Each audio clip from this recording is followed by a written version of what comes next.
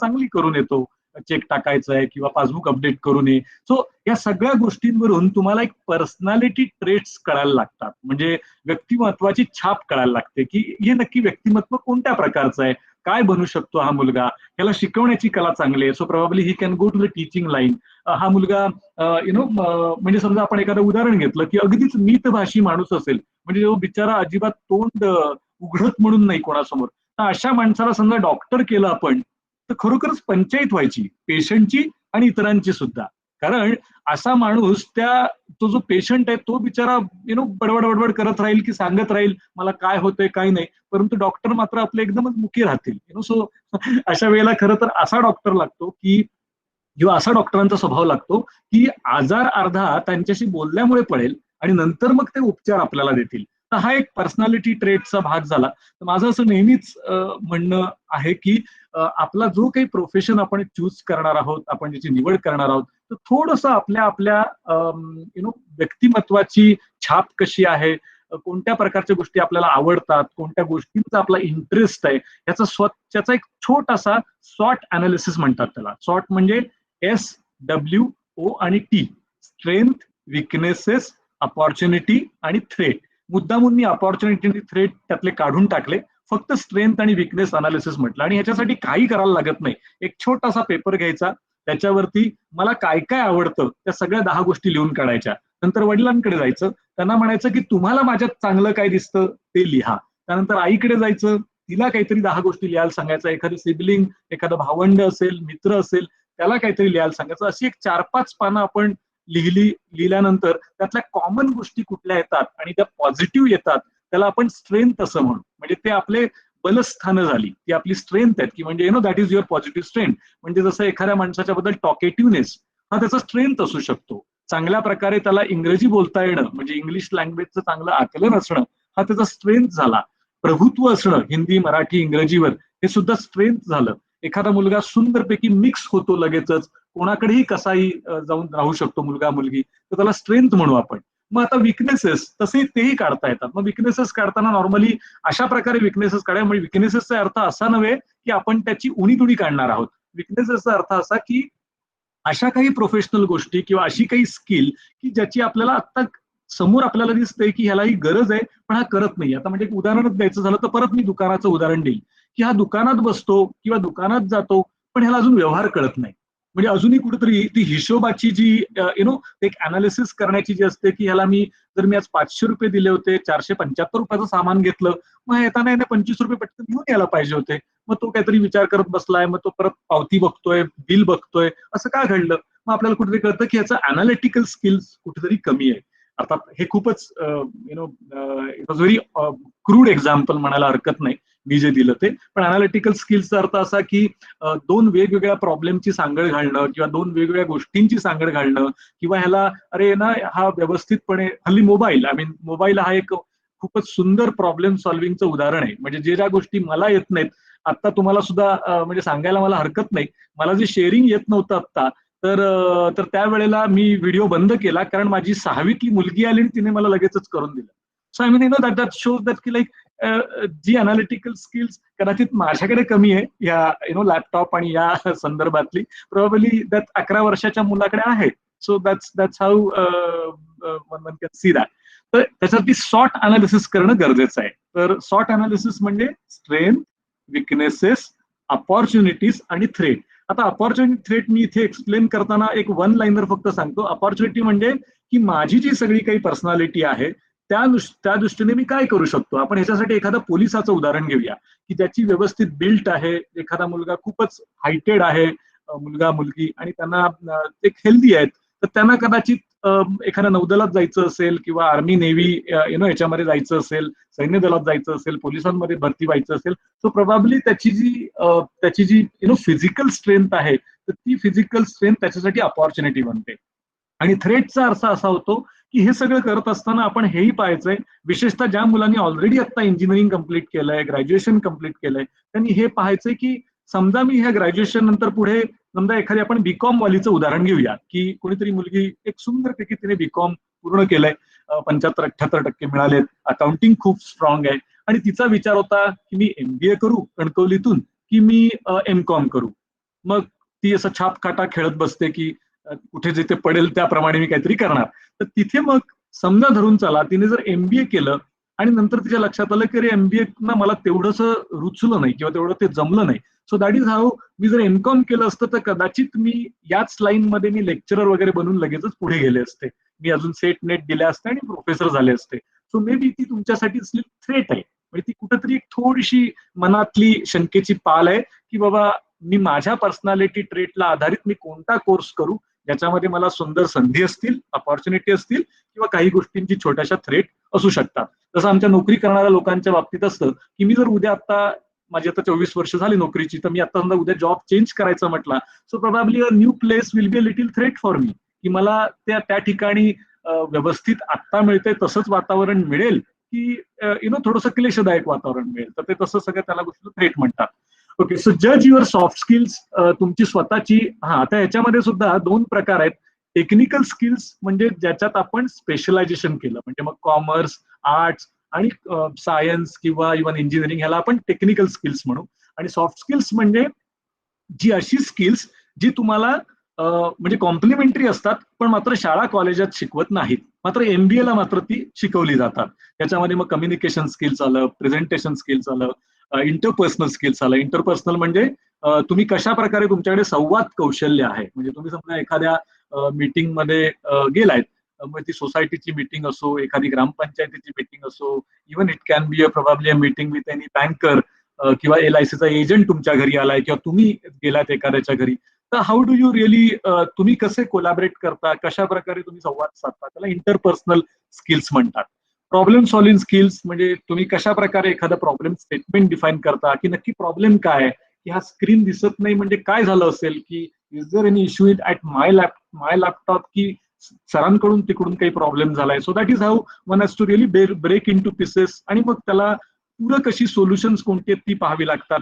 Selling skills म्हणजे like असं म्हटलं जातं की आपली जी पर्सनॅलिटी घडत असते तर पर्सनॅलिटी घडत असताना आपल्याला स्वतःला सुद्धा विकता आलं पाहिजे. आय मीन थोडीशी ऑड फ्रेज आहे ही.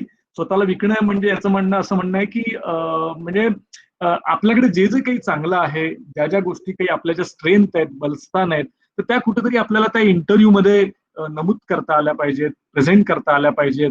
आपलं जे काही काम करून घ्यायचंय तर त्या काम करून घेताना आपल्याला त्या उपयोगात आणता आला पाहिजे. तुम्ही जर दुकानदाराकडे परत बघितलं, आय थिंक बिंग सगळे आपण वैश्य समाजाचे असल्यामुळे दुकान हे थोडंसं खूप जिव्हाळ्याचं आहे आणि जवळचा एक पॉइंट आहे.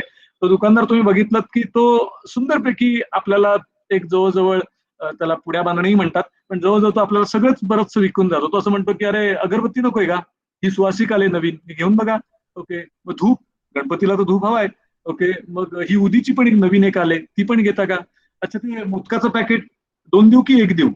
म्हणजे एक प्रकारे आपण गेलेलो असतो फक्त काहीतरी एक वस्तू घ्यायला, पण मात्र आपण जेव्हा त्याच्या घरात त्याच्या दुकानातून जेव्हा बाहेर पडतो प्रोबॅबली आपला एक साधारणतः 2 तरी आपल्या हिरव्या नोटा गेलेल्या असतात. So त्याला सेलिंग स्किल्स म्हणतात की लाईक तो त्याच्या गोड बोलण्याने, त्याच्या मधाळ भाषेने, तो त्याच्या एक मधुर वाणीने कुठेतरी आपल्यापर्यंत पोचतो आणि ते आपल्याला असं वाटतं की हा आपल्याला फसवत नाहीये. प्रोबॅबली हा आपल्याला एका खूप चांगल्या ह्याने सांगतोय की आत्ताच हा सेल लागलाय, आत्ताच इथे डिस्काउंट आहे, हे खूप कमी किमतीत तुला मी देतोय. आणि तो हे सगळ्यांना सांगत असेल कदाचित, पण त्याची ती दुकानदाराची ती सेलिंग स्किल असते. Okay, let's sorry let's go to the now the main topic की एमबीए म्हणजे काय. मला वाटतं इथे असणारे जे सगळे आता जे काही पार्टिसिपेंट आहेत त्यांना कदाचित ह्याचा लॉंग फॉर्म निश्चित माहिती असेल, पण ज्यांना कदाचित आठवत नसेल त्यांच्यासाठी मी ते परत एकदा म्हणतोय. Masters in business administration is term as MBA. म्हणजे त्याला एमबीए असं म्हणतात. मास्टर्स मास्टर्स म्हणजे 2 वर्षांचा कोर्स, त्याला आपण मास्टर्स म्हणतो आणि तो पोस्ट ग्रॅज्युएशन असतं. त्यामुळे इथे एक गफलत मुलं करतात. पीजीडीबीएम पण हल्ली खूप चाललेत, म्हणजे पोस्ट ग्रॅज्युएट डिप्लोमा खूप चाललेत. तर पोस्ट ग्रॅज्युएट डिप्लोमा आणि एमबीए ह्या 2 वेगवेगळ्या आहेत. मी अनायसे वैश्य समाजाच्या आमच्या पुण्याच्या वधूवरसाठी सुद्धा काम करतो, तर बऱ्याच वेळा तिथे ती गफलत वरांची निवड करताना किंवा वधूंची निवड करताना कॅन्डिडेट करतात की त्यांना असं वाटतं की तो एमबीए आहे कारण त्याने नुसतंच लिहिलेलं असतं आणि मग नंतर लक्षात येतं की त्याचं तर फक्त पीजी झालंय, पीजीडी झालंय. त्याने पूर्ण कोर्स केलेला नसतो, त्याने 1 वर्षाचा पदविका म्हणजे ज्याला पोस्ट ग्रॅज्युएट डिप्लोमा म्हणतात तो केलेला असतो. पण मास्टर्स कधी करता येतो की जेव्हा तुमचं ऑलरेडी ग्रॅज्युएशन झालेलं असतं, त्याच्यानंतर तुम्हाला मास्टर्स डिग्री मिळते. जशी तुमची एमकॉम मिळते, MSc मिळते, MA मिळते, त्याचप्रमाणे ही मास्टर्स इन बिझनेस ऍडमिनिस्ट्रेशन आहे. ओके. सो हा 2 वर्षांचा पोस्ट ग्रॅज्युएशन कोर्स आहे. नॉर्मली हा फुल टाइम असतो, पण हल्ली ह्या पुण्या मुंबईकडे मी असं एक लोन पाहिलंय की जे म्हणतात ना की जे विकलं जातं ते पिकतं, राईट? सो सो त्याच्याप्रमाणे संध्याकाळचे सुद्धा क्लासेस निघालेत, इव्हिनिंग क्लासेस निघालेत, करस्पॉन्डन्स MBA सुद्धा सुरू आहे. म्हणजे आजकाल ज्याला म्हणजे ज्याला ज्याला डिमांड आहे त्याचा त्याचा सप्लाय मार्केटमध्ये सुरूच असतो. तर त्या त्या उक्तीप्रमाणे सगळ्या गोष्टी विकल्या जातात किंवा ते अवेलेबल असतात. तर पण खरं जर MBA करायचं असेल तर 2 वर्षांचा फुल टाइम पोस्ट ग्रॅज्युएशन कोर्स करावा. कारण तुमच्यावरती जर खरोखर मॅनेजमेंट एज्युकेशनचे संस्कार व्हायला पाहिजे असतील तर त्याच्यासाठी तुम्हाला त्या कॉलेजमध्ये जाणं गरजेचं आहे. म्हणूनच आता तुम्ही जर विचार करा की हल्ली होमस्कूल सुद्धा कन्सेप्ट आले. गेली आपण 4-5 महिने कोविडमुळे सुद्धा पाहतोय. पण डोंट यू फाइंड की लाईक थोडंसं ते जे काही वातावरण आहे तर ते वातावरण तेवढंसं पोषक नाहीये. कारण मुलं इतर मुलांना भेटत नाहीयेत, मुलं टीचर्सना भेटत नाहीयेत, मुलं ग्राउंडवरती जात नाहीयेत, मुलं स्पोर्ट्स खेळत नाहीयेत. मग त्यांच्यामध्ये बाकीची सोशल स्किल्स येणार कधी? कधी लाईफ स्किल्स शिकणार ते? नुसतं घरात एका कोंडवाड्यात त्या बेडरूम मध्ये बसून लॅपटॉपच्या समोर बसून त्यांना नाही सगळं शिकता येणार. प्रोबॅबली गणित, इंग्रजी, सायन्स शिकतील, पण लाईफ स्किल्स, सोशल स्किल्स नाही शिकू शकणार. तर तसाच भाग MBAचा आहे की त्याच्यासाठी तुम्हाला जर फुल टाइम तुम्ही हा कोर्स केलात, मग तिथे असणाऱ्या ज्या वेगवेगळ्या ऍक्टिव्हिटीज असतात त्या ऍक्टिव्हिटीजच्या माध्यमातून आपण एक आपलं ग्रूमिंग होतं ऍज अ बिझनेस ऍडमिनिस्ट्रेशन म्हणून किंवा मॅनेजमेंटचे धडे म्हणून आपल्याला तिथे ते मिळू शकतात. सर हा 2 वर्षांचा कोर्स आहे. त्याच्यामध्ये स्पेशलायझेशन असतं finance, marketing, finance I think. त्याच्यासाठी मी अजून पुढे जसं जाईन तसं मी उकल करेन. मार्केटिंग म्हणजे सेल्स आणि मार्केटिंग, ऑपरेशन आणि सप्लाय चेन हे दोन्ही एकत्र असतात. मात्र त्यांना बोलताना काही वेळेला MBA in operation, MBA in supply chain असंही म्हटलं जातं. ह्युमन रिसोर्सेस ज्याच्यामध्ये मी आहे, तर त्याच्याबद्दल काही शंका असतील तर निश्चितच त्याचं विच्छेद करू शकतो. आता यासाठी मिनिमम क्वालिफिकेशन काय असतं की कोणत्याही डिसिप्लिनचा म्हणजे कोणत्याही स्ट्रीमचा ग्रॅज्युएट असणं गरजेचं आहे. त्यामुळे जे डिप्लोमा इंजिनियर आहेत त्यांना मात्र डायरेक्टली MBA ला ऍडमिशन मिळत नाही. पण त्यासाठी सुद्धा हल्ली काहीतरी नियमांमध्ये शिथिलता केले आणि हे प्रकारही सुरू झालेत. पण अदरवाईज कारण तो ऑलरेडी माणूस पदविकावाला आहे ना, पदविकावाला डायरेक्टली मास्टर्स कसा करेल? त्याला ऍटलीस्ट BE तर करायला पाहिजे, बॅचलर डिग्री तर घेतली पाहिजे, तर तो नंतर मास्टर करू शकतो. आर्ट्स, कॉमर्स, सायन्स निश्चितच. ह्याच्या व्यतिरिक्त समजा कुठले असतील लोक हल्ली MBBS करून सुद्धा MBA करतात. मी अजून कुठलं बघितलं, एक अंतरप्रनर ड्राईव्ह मध्ये सुद्धा लोक करतात. तर त्याच्यामध्ये सुद्धा म्हणजे ज्याची ज्याची बॅचलर डिग्री आहे तर तो करू शकतो. मग ती इंजिनिअरिंग असो, कॉमर्स असो, आर्ट्स असो, सायन्स असो, CA-CWA लोक सुद्धा करतात. त्यांनाही तसं ते करायला अलाउड आहे. पण CA करत असताना फायदा काय असतो की तुम्ही BCom झालेले असता, त्यामुळे आपोआपच तुमची एक बॅचलर डिग्री असतेच असते CS किंवा ICWA करताना. अंधारी सर, एकदा विचारायचं होतं, फ्लो व्यवस्थित चाललाय, ऑडिबल आहे? Yes yes, no problem. ठीक आहे, फाईन. त्यानंतर आता आपण बघणार आहोत की मी काल अंधारी सरांशी बोलताना मी एक त्यांना अशी एक चर्चा आमची दोघांची झाली होती की मी माझी स्वतःची एक अशी इन्स्टिट्यूटची डेफिनेशन केले, ज्याला मी असं म्हणतो की A cadre, B cadre, C cadre आणि D कॅडर इन्स्टिट्यूट. ओके, म्हणून मी अर्थात मात्र अशा प्रकारे कुठेही तुम्हाला लिहिलेलं दिसणार नाही आणि ते लिहिणं संयुक्तिक नाही, म्हणून मी त्याचा उल्लेख PPT वरती केला नाही. पण मात्र बोलताना मात्र मी तसंच बोलणार आहे की मी असं म्हणतो की जेव्हा ही कॉमन ऍडमिशन टेस्ट दिली जाते, ज्याला कॅट असं म्हणतात, आणि ह्या कॅटच्या माध्यमातून आपण MBAचं आपलं सिलेक्शन होतं, तर ते सिलेक्शन जसं इंजिनिअरिंग मधले जे आता स्टुडंट असतील त्यांना माहिती असेल की जेव्हा तुम्ही पहिल्यांदा मेन्स देता, JEE, नंतर तुम्ही ऍडव्हान्स देता. जेव्हा तुम्ही ऍडव्हान्स देता तेव्हा ऍडव्हान्स दिल्यानंतर मग तुम्हाला मग रँकिंग मिळतं. तुम्ही whether you are in the 99% मग तुम्हाला IITs मिळतात. अर्थात कालच मला वाटतं सर असं म्हणाले की एक लेक्चर झालं एक IIT स्टुडंटचं, so he would have been probably in the 99% म्हणून त्याला IIT मधली ती ऍडमिशन मिळाली. एखादा मग त्याच्यापेक्षा थोडं 98-97% त्यांना NITs मध्ये मिळतात ऍडमिशन. आणि मग त्याच्या खाली जे आहेत ते काय करतात, एक तर NIT IIT नाही मिळालं म्हणून इंजिनिअरिंग करायचं थांबतो का आपण? नाही थांबत. मग आपण त्याच्यानंतरच्या ज्या बाकीच्या इन्स्टिट्यूट असतात त्याच्यासाठी आपण MHCET देतो, म्हणजे महाराष्ट्रात आपण CET देतो. आणि मग ही CET दिल्यानंतर मग तुम्हाला तुमच्या कॉलेजमध्ये परत मग त्याच्यामध्ये रँकिंग असतं की मुंबईमधलं सोमय्या मिळेल का, किंवा VJTI मिळेल का, किंवा पुण्यातलं COEP मिळेल का. तर ह्या सगळ्या जी अशी गव्हर्नमेंट अप्रूव्ड रेकग्नाइज कॉलेजेस आहेत तिथे आपला पहिला कल असतो. मग त्याला आपण सगळ्यांना बी कॅडर म्हणूया.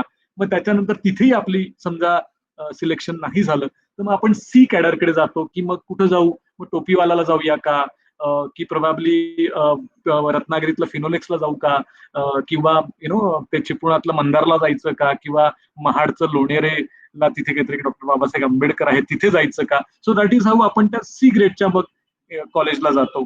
आणि मग अगदीच त्याच्याही खाली थोडंसं आपली जर समजा पर्सेंटेज असतील मग आपल्याला मात्र तिथल्या तिथे लोकल पण जावं लागतं, किंवा मग काही वेळेला मुलं डिप्लोमा करतात आणि मग डिग्रीला जातात, कारण त्यांना माहिती असतं हा तरी माझ्यासाठी जरा सोपा मार्ग आहे की डिप्लोमा करून मी डिग्री जाईन.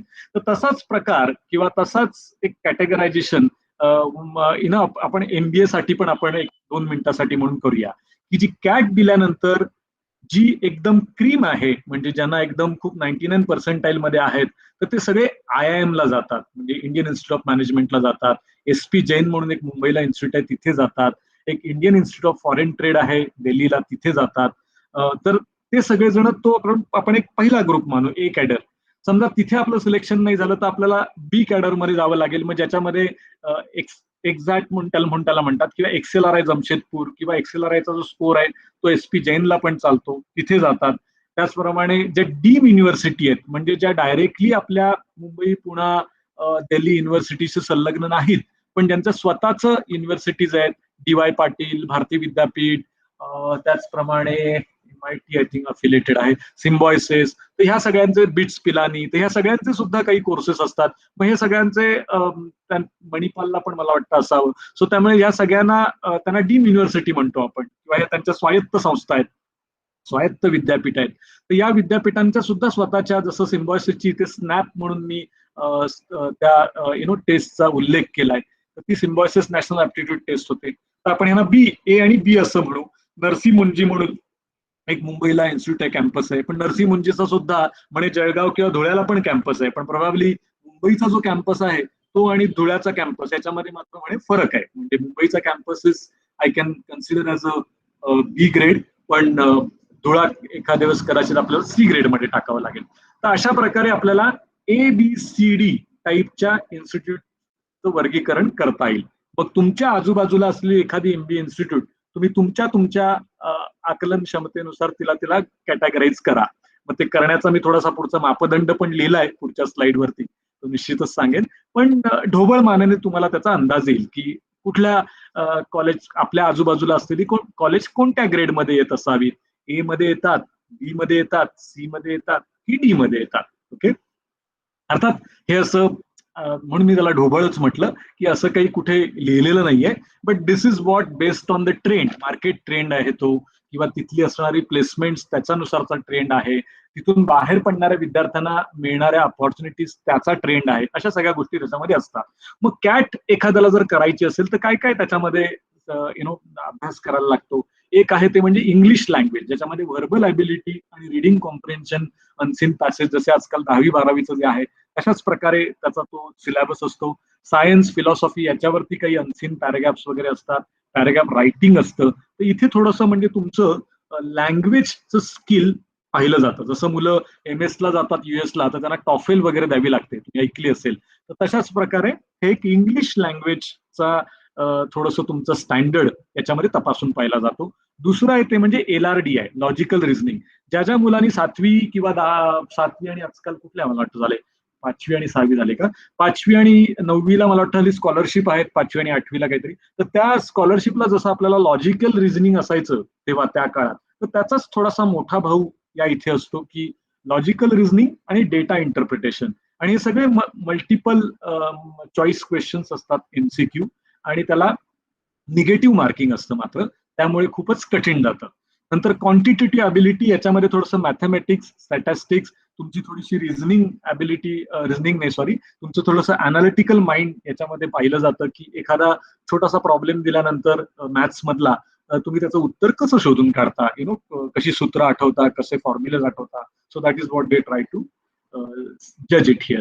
तर ही जी स्लाइड आहे त्या स्लाइडमध्ये मी सांगण्याचा हा प्रयत्न करतोय की ज्याला कोणाला MBA ला ऍडमिशन घ्यायचंय आणि खरोखरच त्याचं स्वतःचं आतापर्यंत ट्रॅक रेकॉर्ड खूप सुपर डुपर आहे, म्हणजे आतापर्यंत त्याने समजा either he is in the IITs, NITs किंवा चांगल्या कॉलेजेसमध्ये आहे, A ग्रेडच्या इंजिनिअरिंग किंवा चांगल्या कॉलेजेसमधून BCom BSc पास झालाय, तर तुम्ही कॅटची देखील तयारी करू शकता. यू नेव्हर नो, कदाचित ह्या सगळी जी क्रॅश कोर्स असतात, मात्र याच्यासाठी क्रॅश कोर्स सुद्धा आहेत.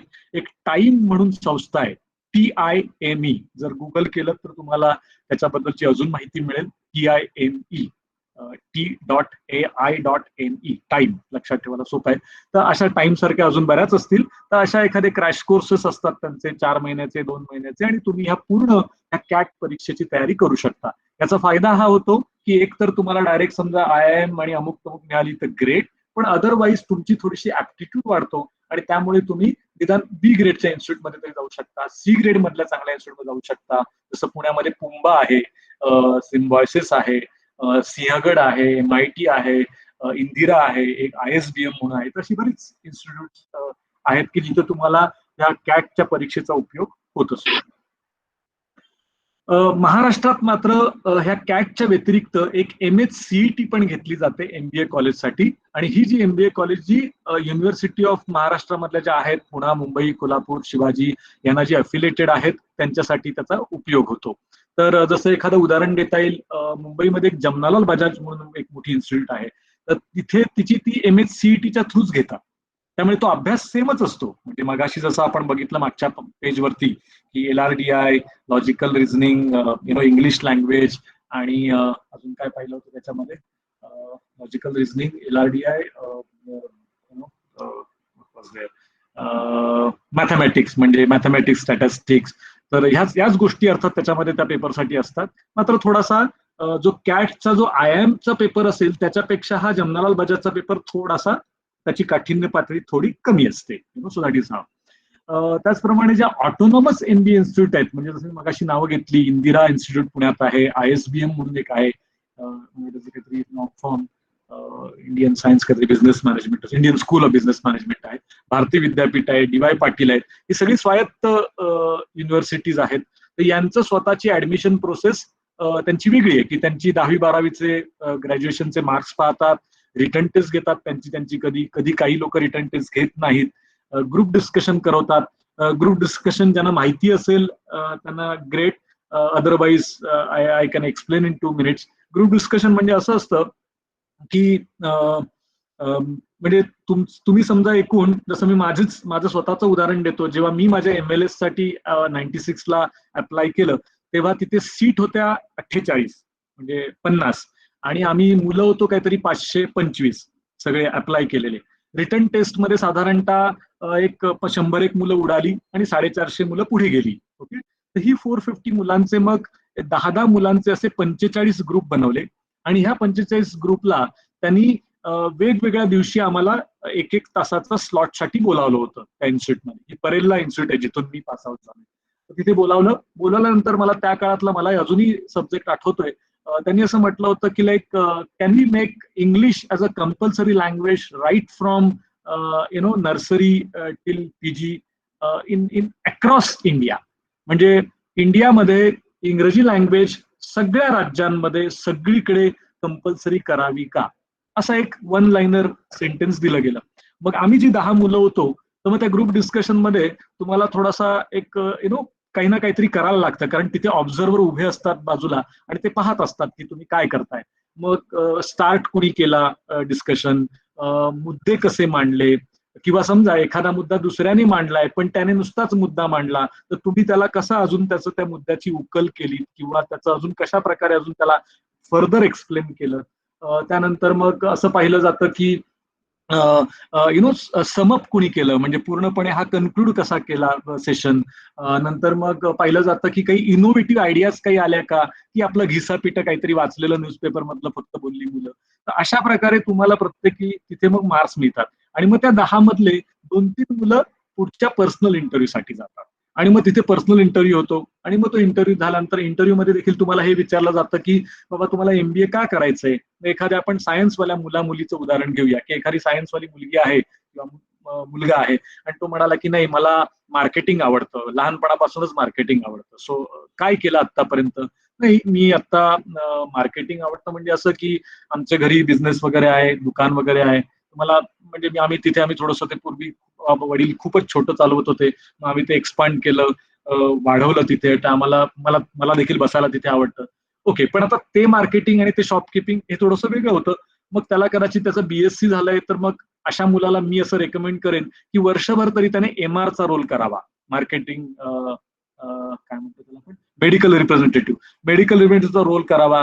म्हणजे मग ते जे मार्केटिंग आहे फार्मास्युटिकल कंपनीसाठी केलेलं, तो अनुभव कदाचित त्याचा 6 महिन्याचा 1 वर्षाचा तो त्या इंटरव्ह्यू मध्ये चांगला सांगू शकेल. म्हणजे त्या लोकांच्या लक्षात येईल नाही म्हणजे याला निदान ऍटलिस्ट ते कोल्ड कॉल करणं, डॉक्टरांना जाऊन भेटणं, ती जी औषधं आहेत ती विकणं, याच्याबद्दलचं चांगलं नॉलेज आलेलं आहे. म्हणजे ऍटलिस्ट त्याला मार्केटिंग काय म्हणजे तरी कळतं. सो अशा प्रकारे आपण आपला त्या पर्सनल इंटरव्ह्यू मध्ये ह्या गोष्टी विचारल्या जातात आणि मग तसं तुमचं सिलेक्शन पुढे होतं. तर मी जसं मगाशी म्हटलं, एक कॅट आणि दुसरं एमएचसीईटी. त्या एमएचसीईटीच्या बेसिसवरती आपल्याला महाराष्ट्रातल्या युनिव्हर्सिटीशी जे अफिलिएटेड जी काही कॉलेजेस आहेत त्यांना मिळतं. इव्हन जे पुण्यातलं जे पुंबा म्हणून जे फेमस आहे, पुणा युनिव्हर्सिटी एमबीए कॉलेज, पुंबा म्हणतात त्याला, PUNBA. तर ते सुद्धा या एमएचसीईटीच्या माध्यमातूनच होतं. मला वाटतं त्यांची अजून एक स्वतःची पण होत असावी. आणि बाकी मात्र ही सगळी जी ऑटोनॉमस असतात म्हणजे ज्या डीम युनिव्हर्सिटी आहेत त्या मात्र स्वतःच एक रिटर्न टेस्ट आणि पर्सनल इंटरव्ह्यू, ग्रुप डिस्कशन असं करून सिलेक्शन करतात. आणि मग इथे या सगळ्या ठिकाणी ट्रायमिस्टर सिस्टम असते. जसं आपण सेमिस्टर ऐकले तसं ट्रायमिस्टर म्हणजे 3 महिन्याचा कालावधी. तर पहिली जी 2-3 महिन्यांचे जे कालावधी आहेत त्याच्यामध्ये सगळे सब्जेक्ट सारखे असतात. म्हणजे सगळ्यांना फायनान्स, मार्केटिंग, HR आणि ऑपरेशन सगळं शिकायचं असतं पहिले 6 महिने. पहिल्या 6 महिन्यानंतर मग तुम्हाला विचारलं जातं की तुमचा चॉईस काय. काही लोक पहिल्याच दिवशी तुम्हाला चॉईस विचारतात. मात्र हा चॉईस आपल्यावरती नसतो. आपला जो पर्सनल इंटरव्ह्यू झालेला असतो त्यानुसार ते आधीच त्यांच्याकडे असलेल्या सीट्स करतात. म्हणजे समजा आपण एखादं MIT कॉलेजचं उदाहरण घेऊया, MIT पुणे. त्यांच्याकडे समजा एकूण टोटल इंटेक आहे 100 MBA साठी. आणि त्या 100 मध्ये 25 मुलांनी मार्केटिंग मागितलं होतं, 25 मुलांनी HR मागितलं होतं, 50 मुलांनी फायनान्स मागितलं होतं आणि मग 50 मुलांनी उरलेल्या ऑपरेशन मागितलं होतं. मग त्यांना आता प्रॉब्लेम आहे की आता एवढी सगळी मुलं कशी बसवायची. मग ते काय करणार की त्याच्यामध्ये सुद्धा एक चाळणी प्रक्रिया करतात आणि त्यानुसार मग एक इंटरव्ह्यू टाईप घेऊन कुठल्या माणसाचा कसा कल आहे, त्याचे पर्सनॅलिटी ट्रेट्स काय. म्हणून मी पहिल्या पानावरती पर्सनॅलिटी ट्रेट्स लिहिले होते की हा माणूस खरोखर मार्केटिंगसाठी योग्य वाटतोय का, हा कितपत माणूस स्वतःला एक्सप्रेस करेल, प्रॉडक्ट विकताना एक्सप्रेसिव्ह राहील, याला टुरिंग आवडतं का, ट्रॅव्हलिंग आवडतं का, याला काही कन्स्ट्रेंट्स आहेत का. त्या सगळ्या गोष्टी तो पाहिल आणि त्यानुसार आपल्याला ते एक फायनल तो सब्जेक्ट आपल्याला ते चूज करू देतात. नंतर मग जी नंतरची 3 ट्रायमिस्टर असतात त्यांना मात्र कोर सब्जेक्ट. म्हणजे समजा जसं एखाद्याने HR हा स्पेशलाइज केलाय तर मग ती 3-9 म्हणजे ते 9 महिने तुम्ही फक्त कोर सब्जेक्ट शिकता आणि शेवटचं जे ट्रायमिस्टर असतं त्याच्यामध्ये मात्र तुम्ही इंटर्नशिप प्रोजेक्ट करता. तो मात्र तुम्हाला कंपन्यांमध्ये जाऊन करायचा असतो. त्याचा फायदा हा होतो की जसं आता समजा एखादा इंटर्नशिपसाठी मुलगा माझ्या अंडर आला तर त्याला मी काय करणार की मी त्याला दररोज त्या 2-3 महिन्यांसाठी एक प्रोजेक्ट देणार, त्याला नेहमीची माझी HRची कामं शिकवणार, एखादा इंटरव्ह्यू घ्यायला लावणार, एखादा ट्रेनिंग प्रोग्राम घ्यायला लावणार, एखादा रिपोर्ट बनवायला लावेन, एखाद्या एम्प्लॉईचं काउन्सिलिंग करायला लावेन, एखाद्या एम्प्लॉईचं अप्रेझल काही करायचं असेल तर माझ्या बाजूला त्याला बसवेन आणि आय जस्ट टेल हिम की like okay just observe me what I am doing. म्हणजे मग आपोआपच तो मुलगा म्हणजे जवळजवळ माझ्याच म्हणजे बरोबरीने बसून तो एक पाहत असतो की हे मंगेश कसं काम करतायत HRचं, त्यांचा दिवस कसा जातो, how does he really spend those 8 hours in the office. असं तो एक पाहत पाहत त्या मुलाला त्याच्यातलं एक प्रोजेक्ट पण मिळतो आणि त्याला प्रत्यक्ष लाईव्ह एक्सपिरियन्स त्यातला मिळतो. ओके, आय थिंक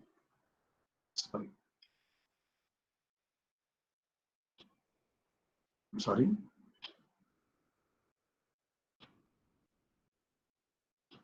ओके, जेव्हा तुम्हाला ही स्कॅटची परीक्षेची तयारी करायची असते तेव्हा तुम्हाला कन्सेप्च्युअल क्लॅरिटी तुमच्या फील्ड मधली असली पाहिजे. म्हणजे सायन्स, कॉमर्स, आर्ट्स जो काही तुमचा सब्जेक्ट झालाय त्याची. व्हरायटी ऑफ क्वेश्चन्स, म्हणजे वेगवेगळे जे प्रश्न येतात त्याचे जुने आपल्याला प्रश्नपत्रिका बघणं गरजेचं आहे. आपल्याला स्पीड इम्प्रूव्ह केला पाहिजे, कारण ते टाइम मॅनेजमेंट ह्याच्यात महत्वाचं आहे निगेटिव्ह मार्किंग असल्यामुळे. जसं तुमचं जेईई, ऍडव्हान्स जेईई आणि याला असतं तसाच प्रकार.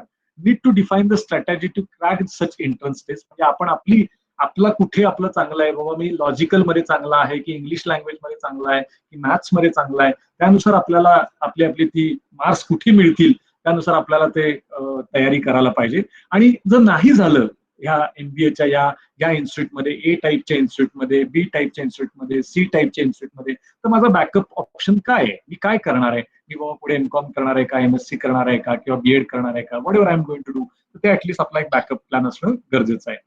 तर जेव्हा मगाशी मी एकदा बोलता बोलता ह्याचा उल्लेख केला होता की एमबीए इन्स्टिट्यूट आपण जेव्हा सिलेक्ट करतो तर काय बघणं गरजेचं आहे त्याचं, की त्याची मागचं फायनल प्लेसमेंटचा ट्रॅक रेकॉर्ड काय आहे. साधारणतः मागच्या 2-3 वर्षांचा पाहावा की ऍव्हरेज पॅकेज, सॅलरी पॅकेज काय मिळालंय, मॅक्झिमम किती मिळालं होतं, मिनिमम किती मिळालं होतं. मात्र हे पाहत असताना एक्सपिरियन्स लोक जी असतील स्टुडंट म्हणून त्यांचं पाहू नका, तुमच्याच तुल्यबळ फ्रेशर्स लोकांचं पाहणं गरजेचं आहे. नंतर हे जे फुल टाइम एमबीए होतं तर त्याचा उपयोग काय होतो की त्यावेळेला तुमचं एक ग्रूमिंग होतं, like you get groom as a future manager. तुम्ही काही एकदम एमबीए झाल्या मॅनेजर म्हणून तुम्हाला मिळत नाही. इव्हन मलाही आठवतंय की जेव्हा माझं पहिलं मॅनेजर टायटल आय थिंक 9 वर्षानंतर मिळालं मला, ते सुद्धा हिंदुस्तान लिव्हर सारख्या कंपनीत काम करून. कारण मी जेव्हा जॉईन झालो तेव्हा मॅनेजमेंट ट्रेनी म्हणून, नंतर मग सिनियर ऑफिसर, नंतर मग कॉलेज ऑफिसर, नंतर मग असिस्टंट मॅनेजर आणि मग मॅनेजर. तेवढा वेळ एक 9-10 वर्ष तरी लागली म्हणजे मॅनेजर म्हणून टायटल मिळाला. हाऊ टू, मग त्यावेळेला तुम्हाला तो तुमचा प्रोफाईल ग्रूम केला जातो. मग त्याच्यासाठी एमबीएचे जे इन्स्टिट्यूट्स आहेत त्यांनी खूप वेगवेगळ्या ऍक्टिव्हिटीज करत असतात.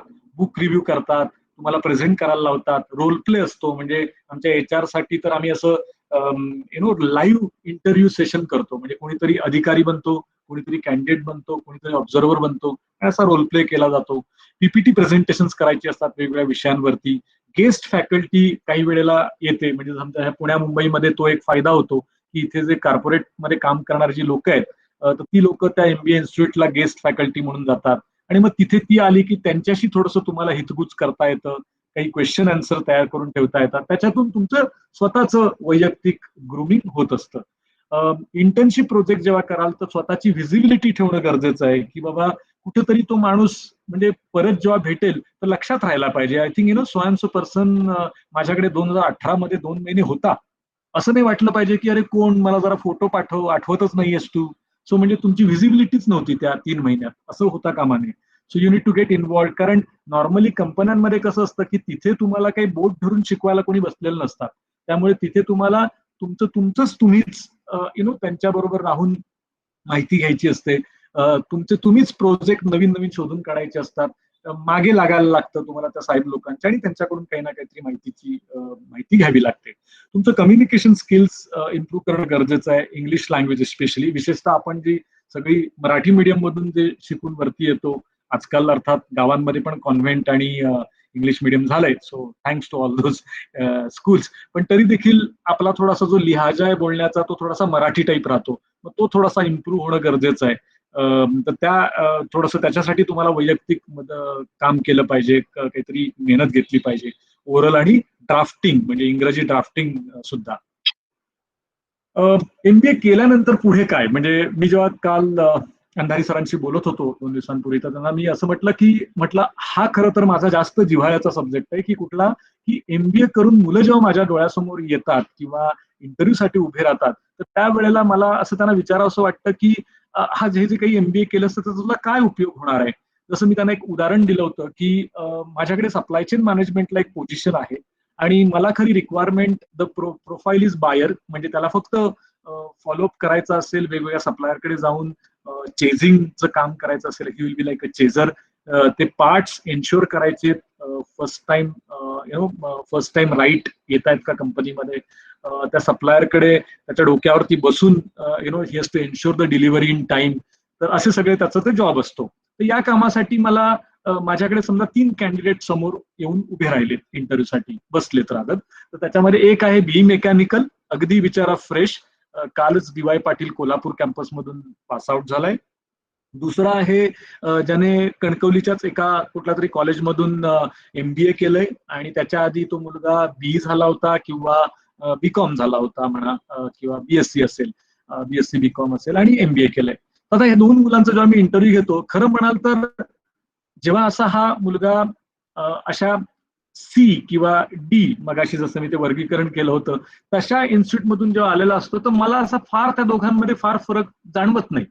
कारण जो BE मेकॅनिकल DY पाटील म्हणून आलाय किंवा कराडच्या गव्हर्नमेंट पॉलिटेक्निक म्हणून आलाय, तर तो थोडासा मला उलट त्याच्यापेक्षा जास्त उजवा वाटेल. कारण का, की त्या मुलाने त्याच्या इंजिनिअरिंगच्या कालावधीमध्ये जे काही इंटर्नशिप केलेली असेल, प्रोजेक्ट केलेले असतील, ते वर्क केलेलं असेल, त्यामुळे तो स्वतः जास्त कॉन्फिडेंटली मांडेल. पण व्हेरॅज हा जो MBA जो मुलगा केलेला आहे, तो म्हणेल की ओके, माझा फायनल इलेक्टिव्ह सर माझं सप्लाय चेन आणि ऑपरेशन आहे, आणि मी MBA केलंय. तर पण माझ्याकडे जो जॉब आहे तो दोघांसाठी खरं तर सेम आहे. कारण BE वाला पण जॉब तोच करणार चेजरचा आणि MBA वाला पण तोच करणार.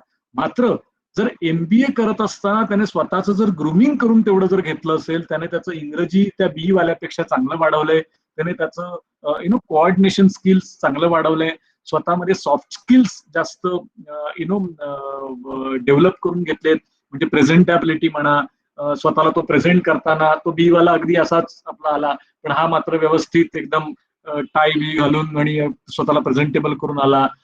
त्याने आल्यानंतर स्वतःचा जो इंट्रोडक्शन दिलं, याचा इंट्रो एकदम असा सोसो होता BE वाल्याचा, पण याचा इंट्रो मात्र एकदम व्यवस्थित होता अगदी, मात्र पाठ केलेला इंट्रो वाटला नाही पाहिजे, तर तो व्यवस्थित होता.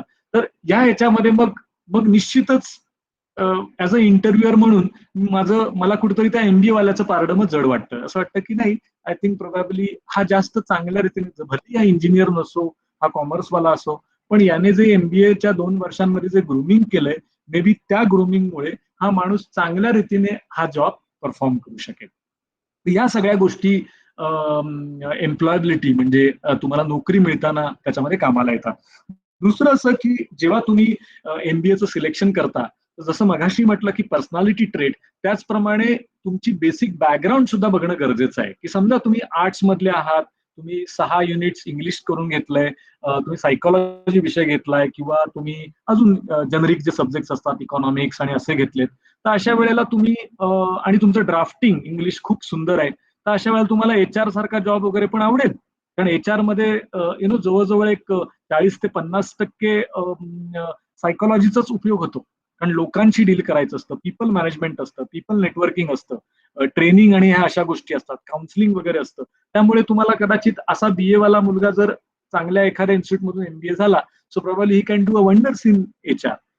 किंवा BCom, मी स्वतः सुद्धा मी BCom आहे आणि त्यानंतर मी MLS केलंय, तर मला त्याचा थोडाफार उपयोग होतो. मला जेव्हा फायनान्स आणि असे इंटरव्ह्यूज वगैरे असतात, तर माझा टेक्निकल वाला माणूस नाही जरी आला, तरी मी माझे फायनान्सचे अर्धे इंटरव्ह्यू तरी उरकून टाकून शकतो. तर तो माझा बेनिफिट होतो. माझा एक कलिग आहे, तो BE प्लस MBA HR आहे. तर तो मुलगा त्या इंजिनिअरिंग मधला असल्यामुळे तो ते इंजिनिअरचे इंटरव्ह्यू अर्धे घेऊ शकतो. त्याला बऱ्यापैकी त्या गोष्टी सगळ्या माहिती असतात. म्हणजे मग जरी टेक्निकलचा मॅनेजर जरी ऍबसेंट असेल, तरी देखील हा अर्धा टेक्निकलचा राऊंड ह्याचा पूर्ण होऊन जातो. तर हा एक बेनिफिट असतो. एखादा BSc वाला मुलगा MBA करतोय आणि समजा त्याने BSc ला केमिस्ट्री घेतलेले होते 6 युनिट्स, तर असा मुलगा नॉर्मली खरा कुठे दिसला असता आपल्याला, BSc MSc करून एखाद्या फार्मास्युटिकल कंपनीमध्ये दिसला असता. तर कदाचित असा BSc मुलगा किंवा MR म्हणून झाला असता, मार्केट सॉरी मेडिकल रिप्रेझेंटेटिव्ह झाला असता. तर मग असा मुलगा किंवा मुलीला जर तिने MBA करताना जर सेल्स घेतलं, तर प्रोबॅबली ती फार्मास्युटिकल कंपनी जर त्यांच्या कॉलेजला आली प्लेसमेंटला, तर त्या ठिकाणी कदाचित तिला किंवा त्याला पहिला जॉब प्रेफरन्स मिळू शकतो. कारण तिचं BSc आहे, केमिस्ट्री आहे आणि तिने MBA मार्केटिंग करते, त्यामुळे तिला तिचा पूर्वीचा थोडासा एक 5-6 महिन्याचा अनुभव आहे. ह्या दोन्ही गोष्टींची सांगड आपल्याला घालता येते. ओके. सो जसं आपण इथे आता मी काही उदाहरणं दिलेत की BA BCom BSc ज्यांना people management, drafting, impressive language skills आहे, इव्हेंट मॅनेजमेंट आवडतात, अशा लोकांनी निश्चितच ह्युमन रिसोर्स सारखा पर्याय घ्यायला हरकत नाही. जे BA BCom BSc आहेत, ज्यांना मॅथमॅटिक्स मध्ये इंटरेस्ट आहे, अनालिटिकल स्किल्स आवड आहे, इन्क्लिनेशन आहे फायनान्सच्या बाजूला, काही वेळेला लोकांना शेअर मार्केटमध्ये खेळायला आवडतं, शेअर मार्केटची न्यूज ट्रॅक ठेवायला आवडतो, तर अशा लोकांनी फायनान्स मॅनेजमेंट किंवा इन्शुरन्स मॅनेजमेंट याच्याकडे जायला हरकत नाही. जे ऑपरेशन, जे बी वाले टिपिकली लोक, मेकॅनिकल बी किंवा बी प्रोडक्शन, बी इलेक्ट्रिकल, ज्यांना नॉर्मली ऑपरेशन आवडतं, म्हणजे ऑपरेशन म्हणताना मॅन्युफॅक्चरिंग, म्हणजे मॅन्युफॅक्चरिंग अगदी पिन पासून पियानो पर्यंत, म्हणजे छोटी हेअर पिन मॅन्युफॅक्चरिंग करणारी सुद्धा मॅन्युफॅक्चरिंगच होते कंपनी, आणि एखादा कुठला तरी मोठं विमान मॅन्युफॅक्चर करणारी सुद्धा मॅन्युफॅक्चरिंगच होते. तर तशा प्रकारचा इंटरेस्ट असेल तर अशा लोकांना सप्लाय चेन मॅनेजमेंट किंवा किंवा लॉजिस्टिक्स म्हणा, किंवा याच्यामध्ये ते स्पेशलाइज करू शकतात. किंवा सेल किंवा बीकॉम वाला माणूस असेल आणि समजा एखादी इन्शुरन्सची कंपनी आली प्लेसमेंटला, तर प्रोबॅबली ते त्यांना कॉमर्स नॉलेजमुळे त्यांना ते प्रेफर करू शकतात. एखादी बँका आल्या तर त्या बँकावाली लोक फायनान्सवाल्यांना प्रिफर करू शकतात, बीकॉम प्लस एमबीए फायनान्स.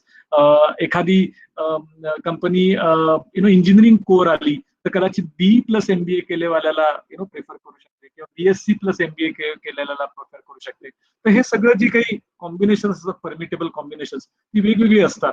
मी इथे एक उदाहरण देऊ इच्छितो. मी जेव्हा हिंदुस्तान युनिलिव्हरला होतो 9 वर्ष, तेव्हा माझे जे बॉसेस होते सगळे XLRI जमशेदपूर मधून पास झालेले असायचे, म्हणजे ते बी ग्रेड, मगाशी जसं मी ते वर्णन केलं ABCD.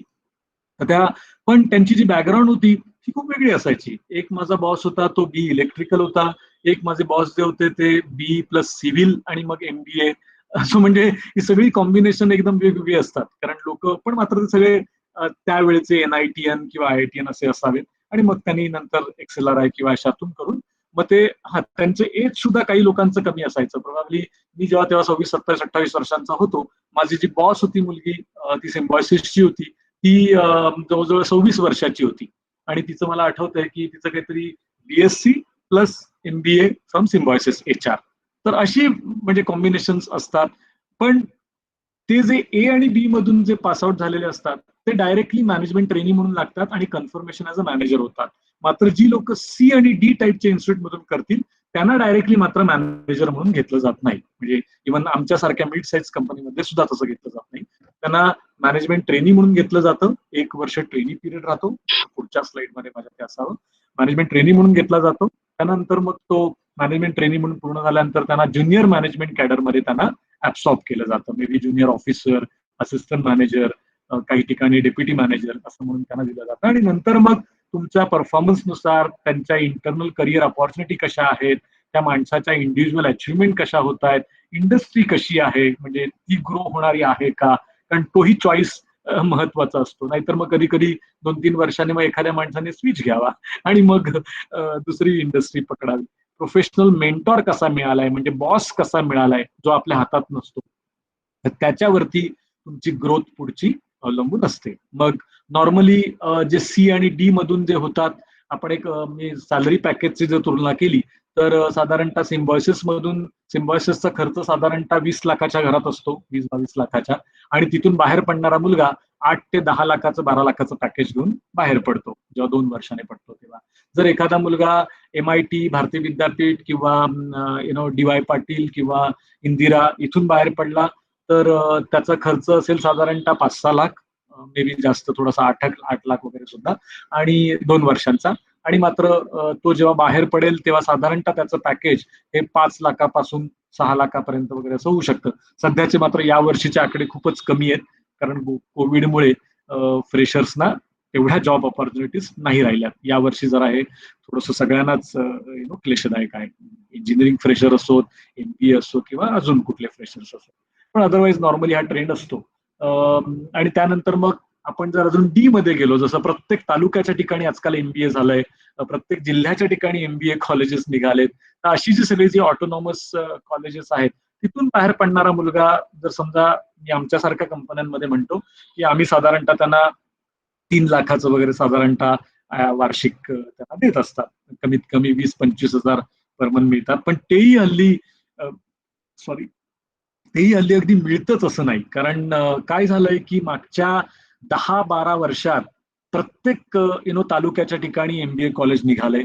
मग कोणीतरी मोठी संस्था असेल, पॉलिटिशियन असेल किंवा कोणी अजून आसामी असेल, त्यांनी सगळ्यांनी इंजिनिअरिंग कॉलेजच्या बरोबरीने MBAचं सुद्धा, कारण जे विकतंय, सॉरी, हा जे विकलं जातं ते पिकतं. तर त्या उक्तीप्रमाणे अर्थात अशा प्रकारचे कॉलेजेस, मशरूम ग्रोथ ज्याला आपण म्हणतो, तर तशी झाले. आणि त्यामुळे मग जो इनटेक आहे म्हणजे बाहेर पडणारा MBA चा तो देखील वाढलाय. मग एवढे सगळे फायनान्स वाले MBA, एवढे सगळे मार्केटिंग वाले MBA, एवढे सगळे HR वाले, ऑपरेशन वाले कुठे जाणार म्हणजे मग ते पण बिचारे सगळीकडे जॉबसाठी फिरत राहतात. तर तुम्हाला पहिल्यांदा जर कॉलेज जेव्हा कधी चूज करायचं असेल, वेदर ऑटोनॉमस किंवा कॅटच्या थ्रू किंवा इव्हन MSCT थ्रू, कॅटच्या थ्रू अर्थात तुम्हाला चॉईस नाहीये.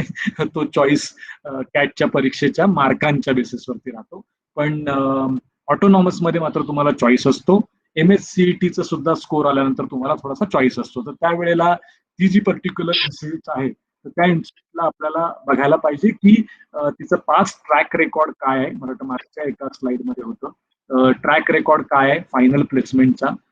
तिथल्या साधारणतः जुन्या लोकांचा, सिनियर्सचा आपल्याला असं विचारायला पाहिजे की तुम्ही तुम्हाला किती साधारणतः धडपड करायला लागली जॉबसाठी, कॉलेजमधूनच प्लेसमेंट झालं का, ऍव्हरेज सॅलरी पॅकेज काय होतं. नॉर्मली ही वार्षिक म्हणतात ते. तुम्हाला एखादा माणूस असं कोडवर्ड मध्ये बोलेल 4 मिळालं, 5 मिळालं, 6 मिळालं, म्हणजे ते 4 लाख असतात.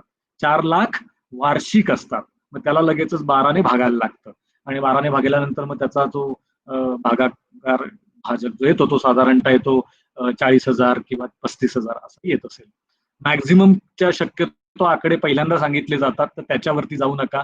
कारण प्रत्येक वर्गात जसा 100%, 99% मार्क्स मिळणारा मुलगा असतो, तर त्याच्याशी तुलना करणं चुकीचं आहे. आपल्याला तुलना करायला पाहिजे ऍव्हरेज क्लास बरोबर किंवा आपल्या समतुल्य. आपण जर 90% वाले असू तर आपण 90% वाल्यांबरोबर तुलना करायला पाहिजे. आपण जर 80% वाले असू आपण 80% तुलना करायला पाहिजे. We should not compare with people who are getting 99%, right. So तर तसं ते तुलना करणं गरजेचं असतं. ओके. अंधारी सर, माझं प्रेझेंटेशन तर संपलंय, परंतु मी I am open for any question.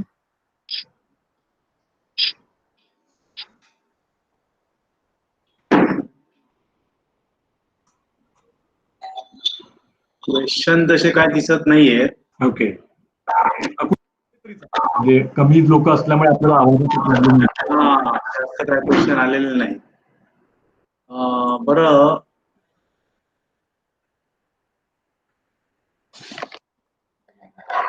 माध्यम हा कुठला कोणाला प्रॉब्लेम असता कामा नये. म्हणजे मी मराठी मीडियम मधून 10वी झालोय. मी 11वी 12वीला सायन्स घेतलं होतं, कॉमर्स घेतलं होतं. मला वाटतं अंधारे सर, मी एक पॉईंट बहुतेक मिस केला आय थिंक तुमचा, की तुमचं असं म्हणणं होतं की MBA करायचंय हे ध्येय 10वी 12वी पासून ठेवू शकतो का. आता त्याचं yes, उत्तर yes. असं मी देईन. एवढं सगळं ऐकल्यानंतर कदाचित लोकांनी स्वतःच स्वतः सुद्धा मनातल्या मनात उत्तर तयार केलं असेल. पण मी असं उत्तर देईन की ध्येय ठेवायला हरकत नाही. कारण जर तुम्ही बीकॉम करत असाल तर एमकॉम करण्यापेक्षा देन गो फॉर MBA. कारण त्याच्यामध्ये तुमचा फायदा हा होतो की एमकॉम करून पण तुम्ही बीकॉम आणि एमकॉम मध्ये हल्ली तसा फरक राहिला नाहीये आणि असायला पाहिजे होता. मे बी कदाचित आता जे नवीन धोरणं येत आहेत आणि नवीन जे पॅटर्न येणार आहेत साधारणतः अजून येऊ घातले, त्याच्यातून कदाचित या सगळ्या शिक्षण प्रणालीमध्ये घडू शकतो. पण अदरवाईज म्हणाल तर एखादा जो बीकॉम वाला आहे त्याने MBA फायनान्स जर घेतलं तर कदाचित त्याचा फायदा हा होऊ शकतो की जेव्हा MBA फायनान्स मध्ये शेवटच्या त्या ट्रेमिस्टर मध्ये जेव्हा त्याला कोअर सब्जेक्टचं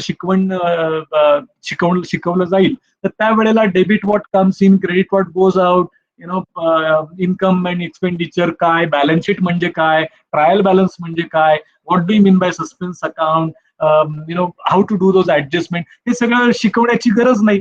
कारण त्याचं ऑलरेडी 5 वर्ष 11वी ते 15वी कॉमर्समध्ये ते झालेलं असेल. त्यामुळे MBA मधला ऍटलिस्ट फायनान्स सब्जेक्ट तरी त्याचा सोपा राहील.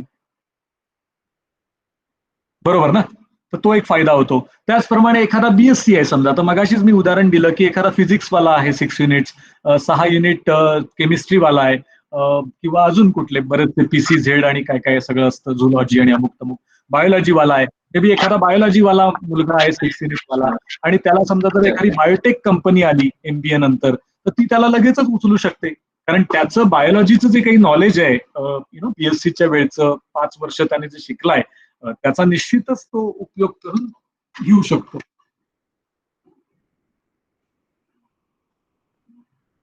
मला वाटतं हे उत्तर अपेक्षित होतं सर, की अजून काही याच्याबद्दल तुम्हाला म्हणायचं होतं.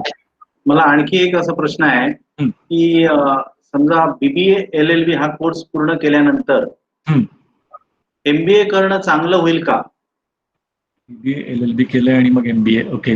मुळात म्हणजे मी थोडंसं मी चालेल ना, एक 5-10 मिनिटं घेतली तरी चालणार आहेत ना हो हो आपल्याला? हो हो हा, हो बोला ना. ग्रेट.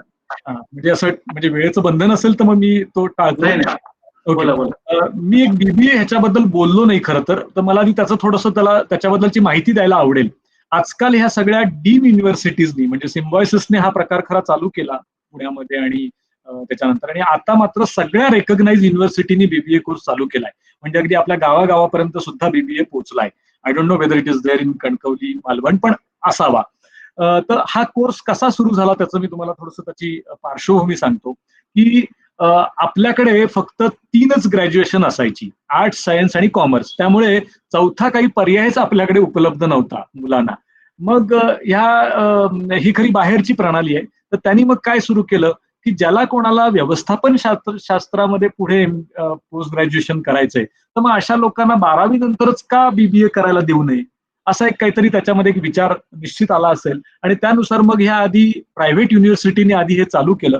त्याच्यामध्ये ते करतात काय की तुम्ही उगाचच त्या बीकॉमच्या साईडला जाऊन तिथे तुम्ही फक्त तो एक IOM नावाचा सब्जेक्ट शिकणार, इंडस्ट्रियल ऑर्गनायझेशन मॅनेजमेंट, किंवा एक काहीतरी तिथे एकच मॅनेजरल इकॉनॉमिक्स सब्जेक्ट असतो. तर तेवढाच फक्त शिकण्यापेक्षा तुम्हाला जर समजा बँकिंग लाईनला जायचं नाहीये, अकाउंटंट बनायचं नाहीये, कुठे टिपिकल फायनान्स मधला रोल नकोय, टॅलीवाला किंवा SAP वाला, मग त्यावेळेला मग त्या माणसाला त्याला असा विचार पडतो की जर मला उद्या जाऊन MBAच करायचंय तर मी उगाच बीकॉम मध्ये 3 वर्ष घालवण्यापेक्षा let me go for BBA. आणि म्हणून मग बीबीएचा प्रसार हा वाढत गेला. आणि झालं असं की ज्या काही ह्या प्रायव्हेट युनिव्हर्सिटी होत्या त्यांना MBAचा इंटेक त्यावेळेला खूप कमी मिळायचा, कारण MBA तेव्हा तेवढं पॉप्युलर नव्हतं. आय एम टॉकिंग अबाउट 10-12 वर्षापूर्वी. मग म्हणून मग त्यांनी काय केलं, त्यांच्याच ह्या बीबीएच्या बॅचेस म्हणजे त्यांची पुढची सोय MBAची. कारण जी बीबीए पास होणार तो बीबीए झालेला मुलगा काय MCOM ला नाही जाणार किंवा MSc ला नाही जाणार किंवा MA ला नाही जाणार. तो बिचारा परत अडकला कुठे, त्या चक्रव्यूहामध्ये, तो MBA साठी अडकला.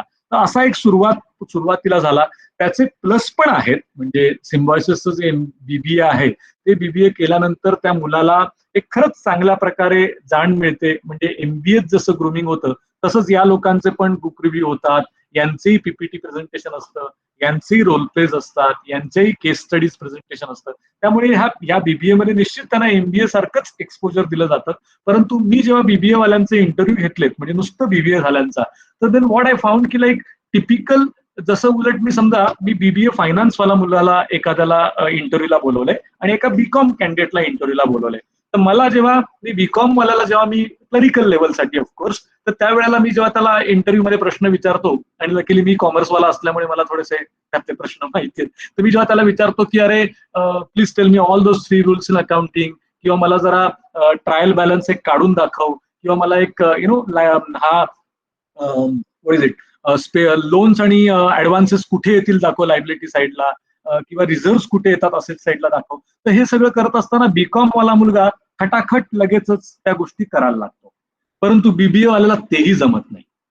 कारण ना धड तो पूर्ण मॅनेजमेंट शिकला, म्हणजे I am sorry to say this with blunt statement, ना धड तो कॉमर्स मधले बेसिक रूल शिकला, पण त्याने मात्र त्याच्यातली मॅनेजमेंटच्या ज्या काही म्हणजे त्याच्यातल्या ज्या काही गोष्टी होत्या त्या मात्र त्याला चांगल्या जमल्या. म्हणजे ते ग्रूमिंग त्याचं चांगलं झालं, थोडंसं इकॉनॉमिक्सचं नॉलेज त्याला मिळालं, मॅनेजमेंट जे काही सब्जेक्ट असतात काही ते झाले, त्याची पर्सनॅलिटी ग्रूमिंग निश्चित झालं. बीकॉम वाल्यापेक्षा इंटरव्ह्यू सेलिंग पर्सनॅलिटी म्हणून बीबीए वाल्याला 10 पैकी कदाचित 9 मार्क्स मिळतील, पण जर कंटेंट म्हणून बघितले कॉमर्सचे तर मात्र त्या बीबीए फायनान्सकडे थोडे ते कंटेंट म्हणजे मला तरी माझ्या उदाहरणांमध्ये सापडले नव्हते.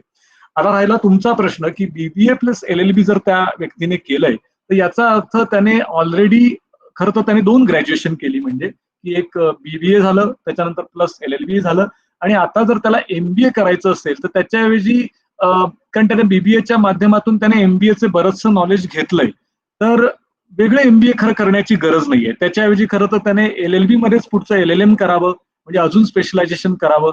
किंवा हल्ली मी अजून एक असं ऐकलं की जर त्याला बाहेर जायची आवड असेल तर युके मध्ये लॉ खूप फेमस आहे आणि चांगलं स्ट्रॉंग आहे. तर युके मध्ये वगैरे corporate laws, IT laws, cyber laws याच्यामधलं स्पेशलायझेशन करावं, की ज्या योगे तो त्या कॉर्पोरेट फील्डसाठी स्वतःला तयार करेल. तिथे त्यांच्याकडे त्याला LLMच म्हणतात, मास्टर्स इन लॉ टाईप आहे ते. जसं MS करायला जातात मुलं इंजिनिअरिंग नंतर, तसाच प्रकार हा MS इन लॉ असं युकेला वगैरे आहे. जर त्याची फायनान्शियल तेवढी परिस्थिती असेल किंवा त्याला लोन घेऊन जाणं शक्य असेल तर. अदरवाईज इंडियामध्ये पण, आपल्या भारतामध्ये पण आता मला वाटतं या सायबर लॉज आणि याच्या संदर्भातल्या सुद्धा कॉर्पोरेट लॉ संदर्भातल्या काही युनिव्हर्सिटीचे कोर्सेस निघाले असतील. मला तसं प्रत्यक्ष माहिती नाही, पण LLM मध्ये स्पेशलायझेशन वगैरे केलेलं निश्चित चांगलं.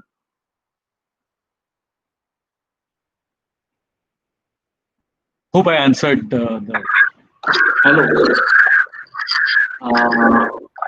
आपण म्हणालात की LLM करणं किंवा आता त्याचं BBA LLB म्हणजे त्याला मॅनेजमेंटचं पण नॉलेज आलं आणि कायद्याचं पण नॉलेज आलं.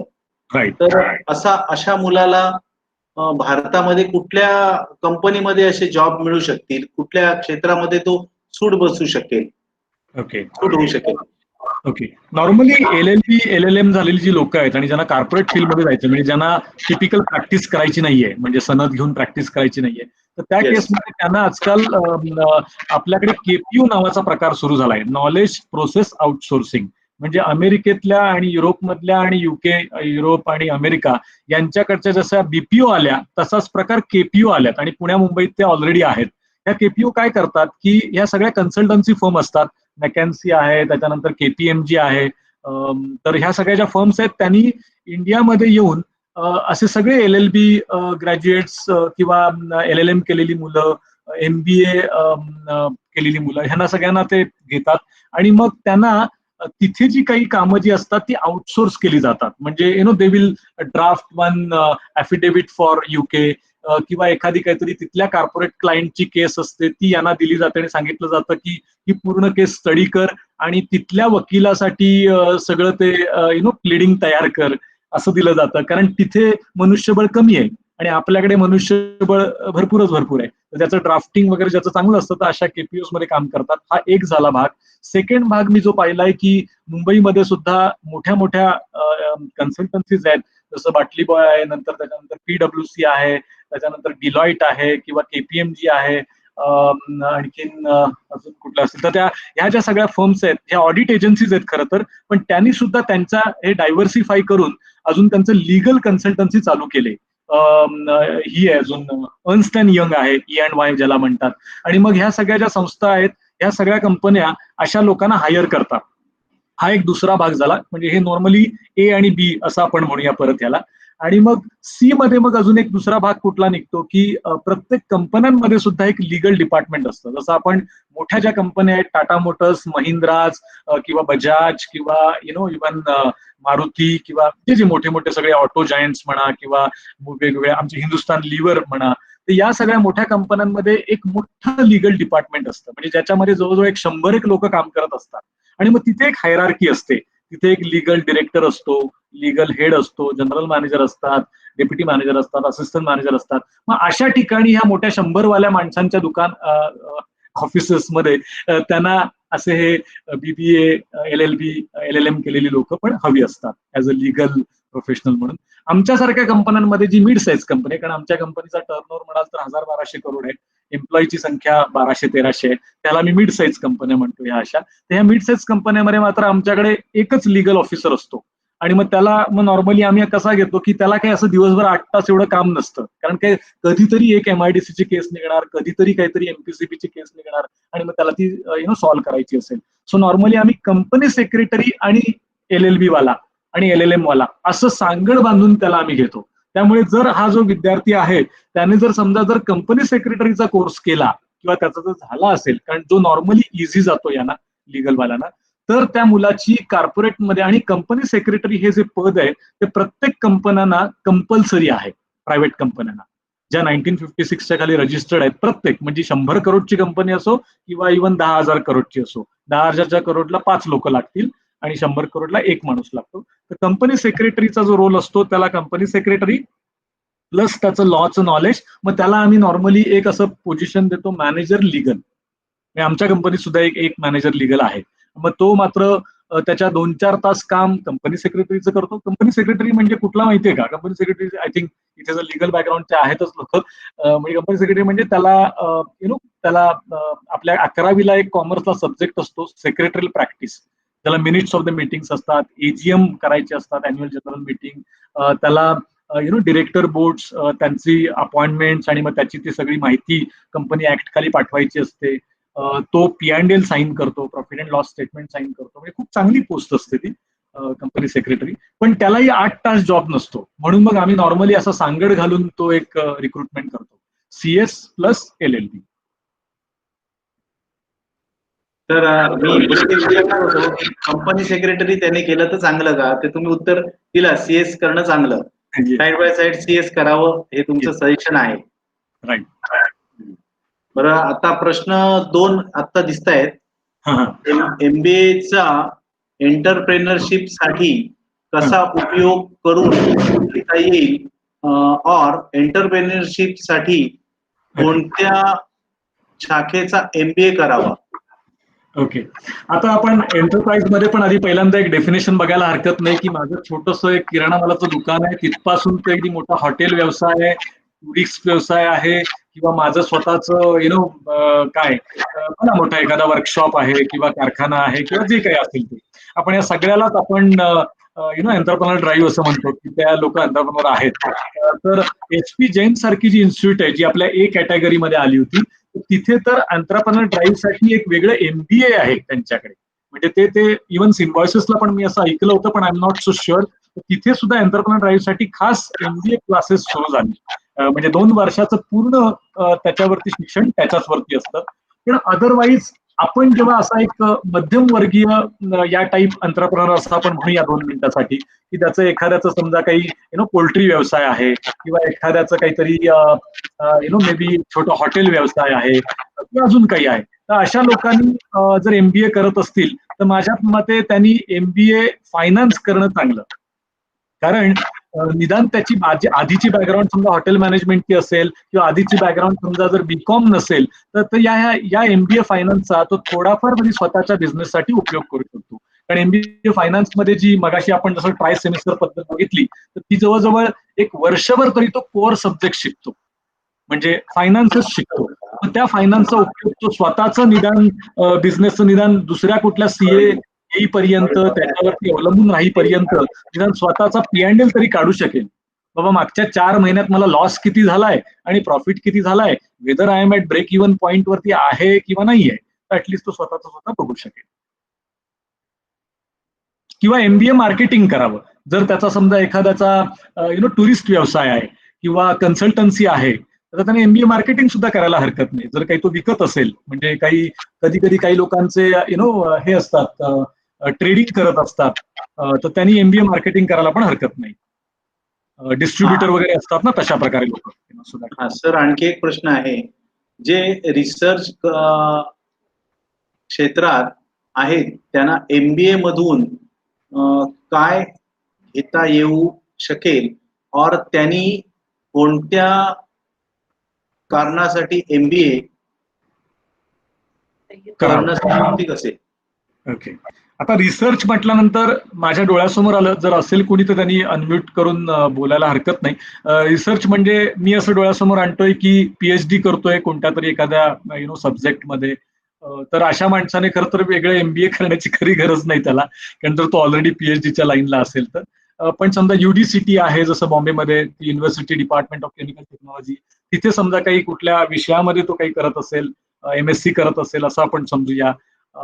अदरवाईज अजून रिसर्चसाठी जे असतात, मे बी कम्प्युटर इंजिनिअरिंग मध्ये पण लोक रिसर्च करत असतात. तर मला असं म्हणायचंय की MBA जर जेव्हा आपण करतो तर त्यावेळेला थोडासा त्या व्यक्तीचा पर्सनॅलिटी डेव्हलपमेंट खूप चांगली होते. म्हणजे त्याच्यामध्ये मग पीपल मॅनेजमेंट आलं, कारण त्यांचे बरेचसे सब्जेक्ट हे पहिले 6 महिने कॉमन असतात. त्यामुळे त्याला HRचं पण नॉलेज मिळतं, फायनान्सचं पण नॉलेज मिळतं, मार्केटिंगचं पण नॉलेज मिळतं आणि ऑपरेशनचं पण नॉलेज मिळतं. तर पीपल मॅनेजमेंट एक चांगला भाग होतो. दुसरं असं MBAचा फायदा हा होतो की the person is able to present himself. म्हणजे त्याला जे काही तो व्यवसाय करतोय त्या अनुषंगाने तो जेवढ्या लोकांशी, स्टेक होल्डरशी तो कनेक्ट होतोय, तर त्यावेळेला त्या माणसाची कुठेतरी स्वतःला प्रेझेंट करण्याची जी काही एक्सटिरियर ज्याला आपण म्हणतो, किंवा ती जी तो जो एक्स फॅक्टर आहे तो त्याचा वाढतो. म्हणजे आपण आता एखाद्याचं उदाहरण घेऊ की गायक सगळेच असतात, पण तुम्ही असं बघता की काही काही वेळेला आपण जेव्हा स्टेज शो बघतो तर त्या एक्स फॅक्टरवाला गायक त्या इंडियन आयडल मधला आपल्याला जास्त आवडतो, कारण तो गाणं गात असताना सुद्धा त्याचे फेशियल एक्सप्रेशन पण चांगले असतात. नाही तर बऱ्याच वेळेला गायक खूप चांगले असतात पण ते डोळे मिटूनच गात असतात. मग तिथे आपल्याला त्या माणसाचा बाकीच्या गोष्टींसाठी त्याला कदाचित मार्क्स मिळणार नाही. आय मीन थोडंसं ते उदाहरण वेगळं आहे, कारण त्याच्यामध्ये quality of singing probably is important rather than only the exterior part. तर एमबीए मध्ये हा एक तो म्हणजे पर्सनॅलिटी डेव्हलपमेंट चांगली होते. सेकंड एमबीएचा फायदा असा होतो की, अजून एक उदाहरण देतो मी सीएचं, की सीए हा माणूस किंवा आयसीडब्ल्यू झालेला माणूस हा फिगर्स आणि आकडेमोड किंवा अंक गणित याच्याशी खूप त्याची चांगली त्याच्यावरती त्याची कमांड असते. परंतु असा जेव्हा सीए माणूस एखाद्या कंपनीमध्ये आम्ही जेव्हा त्याला फायनान्स हेड म्हणून घेतो किंवा फायनान्स मॅनेजर म्हणून घेतो तर थोडासा तो फेल जातो. कारण का? कारण तिथे नुसतीच आकडेमोड उपयोगाची नसते. तो कदाचित पहिल्या अटेम्प्ट मध्ये सीए झाला असेल, परंतु त्याला जेव्हा एक 20 लोकांची टीम सांभाळायची, त्याला जेव्हा त्या लोकांचे पर्सनल प्रॉब्लेम ऐकून घ्यायचे, लिसनिंग स्किल पाहिजे, तिथे त्याला काउन्सिल करायचंय एखाद्या परफॉर्मन्स बद्दल, त्याला एखाद्या माणसाला ओरडायचंय काहीतरी रॉंग परफॉर्मन्स बद्दल किंवा रॉंग काही गोष्टी केल्या असतील त्याच्याबद्दल, एखाद्या माणसाला पनिश करायचंय, एखाद्या माणसाला मोटिवेट करायचंय, एखाद्या माणसाला त्याला कोऑर्डिनेशन करून घ्यायचंय बाकीच्या डिपार्टमेंट बरोबर बजेट किंवा इतर गोष्टींमध्ये. तर अशा वेळेला हा माणूस थोडासा त्याची सॉफ्ट स्किल्स कमी पडल्यामुळे फेल जातो. म्हणजे तो सीए म्हणून कदाचित टॉपर असतो. मी असं एक माझ्याच कंपनीत उदाहरण पाहिलंय की he was among the first top 20 in 1992, परंतु तो फायनान्स कंट्रोलर नाही बनू शकला. तो स्वतःसाठी त्याने स्वतःची कन्सल्टन्सीच चालू केली. म्हणजे तो कॉर्पोरेट वर्ल्डमध्ये सीएफओ पदापर्यंत गेला नाही, चीफ फायनान्स ऑफिसर पदापर्यंत गेला नाही. पण तेच मी असं हल्ली कॉम्बिनेशन पाहिलेत की बीकॉम झालेला होता, एमबीए फायनान्स केलं होतं, सीएच्या पूर्ण टर्म नाही झाल्या, इंटर झाल्या, म्हणजे 2-3 टर्मच झाल्या, नंतर थोडंसं गटांगळ्या झाल्या किंवा नंतर दुर्लक्ष झालं. परंतु असा माणूस मात्र एक व्यवस्थितरित्या फायनान्स हेड या पदापर्यंत गेला. कारण त्या एमबीएच्या त्या 2 वर्षांमध्ये त्याचं जे ग्रुमिंग झालं त्याच्या पर्सनॅलिटीचं, त्याचा अर्थात त्याला फायदा ह्या कॉर्पोरेट वर्ल्डमध्ये पुढे जाण्यासाठी निश्चित झाला. तर त्याचा जो प्रश्न होता रिसर्चवाला, की रिसर्च तो केल्यानंतर पुढे काय करणार आहे, म्हणजे त्याला पुढे कुठल्या प्रोफाईलमध्ये जायचंय, त्याच्यावरती एमबीए करणं किंवा नाही हे ठरेल. जर त्याला लेक्चरर बनायचं असेल किंवा सायंटिस्ट बनायचं असेल किंवा कुठल्या तरी मे बी रिसर्च इन्स्टिट्यूटमध्ये जाऊन रिसर्च असिस्टंट बनायचं असेल, प्रोबॅबली तिथे त्याला एमबीएची गरज भासणार नाही.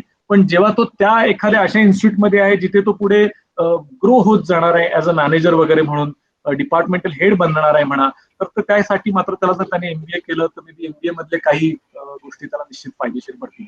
प्रोजेक्ट मॅनेजमेंट स्किल्स म्हणा, people management skills, presentation skills, ह्या सगळ्या गोष्टी त्याला निश्चितच कामाला येतील.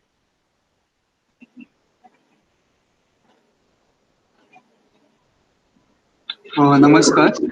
ओके. मी संजोग बोलतोय. तर माझा तो प्रश्न होता ऍक्च्युली रिसर्च बाबतीत. तर after a certain point research करून झाल्यावर एखाद्या आपण प्रोडक्ट स्टेजला पोहोचतो, म्हणजे एखाद्या गोष्टीमध्ये मी रिसर्च केला आणि त्याच्यानंतर मी I come up with a product. जर एखाद्या प्रोडक्ट बरोबर आलो आणि मला ते प्रोडक्ट सेल करायचं असेल चांगल्या ठिकाणी किंवा त्या प्रोडक्टशी काहीतरी करायचं असेल मला, तर एमबीए किंवा अशा मॅनेजमेंट स्किल्सचा काही उपयोग आहे का?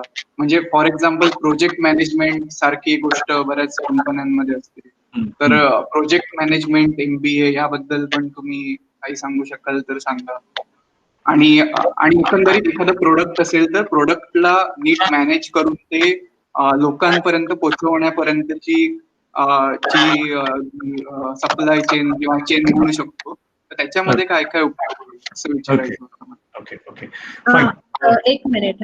याला जोडून मला थोडं विचारायचंय की जेव्हा एखादा रिसर्चर स्वतः एक प्रोफेसर बनतो आणि त्याच्या हाताखाली 4-5 स्टुडंट्स असतात ज्यांच्याकडून त्याला रिसर्च करून घ्यायचं असतं, तर तेव्हा हे एमबीएचे स्किल्स उपयोगी पडतात का? निश्चितच. ओके. पहिला आधी तुमचा प्रश्न सोपा होता म्हणून त्याचं उत्तर आधी देतो.